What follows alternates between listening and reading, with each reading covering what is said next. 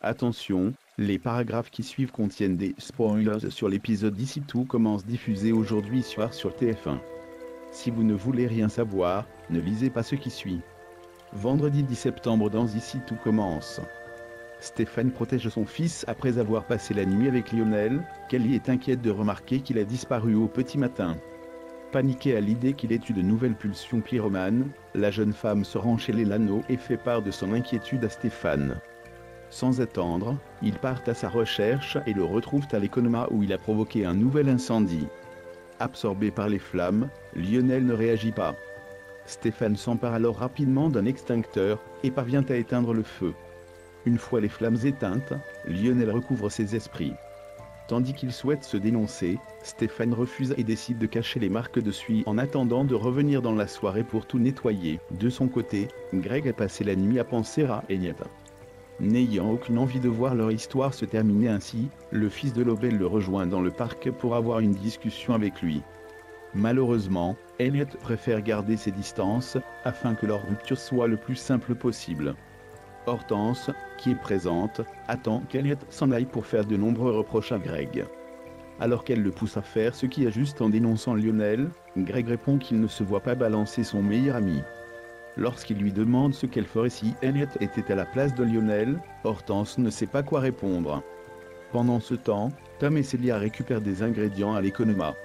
En déplaçant des sacs entreposés sur le sol pour trouver du riz, les deux étudiants découvrent les traces de brûlure et s'empressent de prévenir Antoine. À quelques pas, Kelly conseille à Lionel de suivre une thérapie mais ce dernier est complètement fermé à cette idée, persuadé que ses problèmes ne s'arrêteront jamais.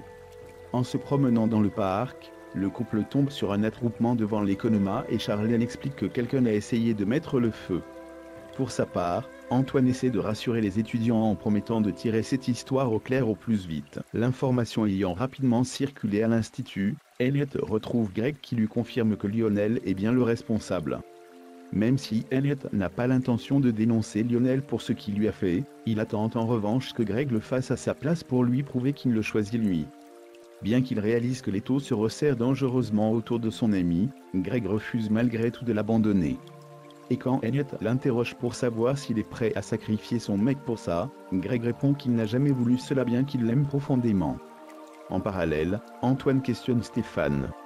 Comme ce dernier prétend n'avoir rien remarqué d'anormal pendant sa ronde, le proviseur n'a pas d'autre solution que d'appeler les gendarmes pour assurer la sécurité de ses élèves.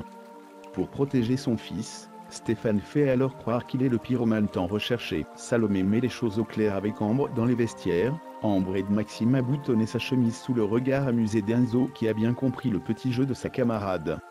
En taquinant son ami, Enzo s'aperçoit qu'il n'est pas non plus insensible au charme d'Ambre. Plus tard, Salomé profite de s'occuper de la mise en place du double A avec Maxime pour lui faire part de ses inquiétudes concernant Ambre. Un brin agacé, il assure qu'il ne se passe rien entre eux et somme sa copine d'arrêter de se faire des films.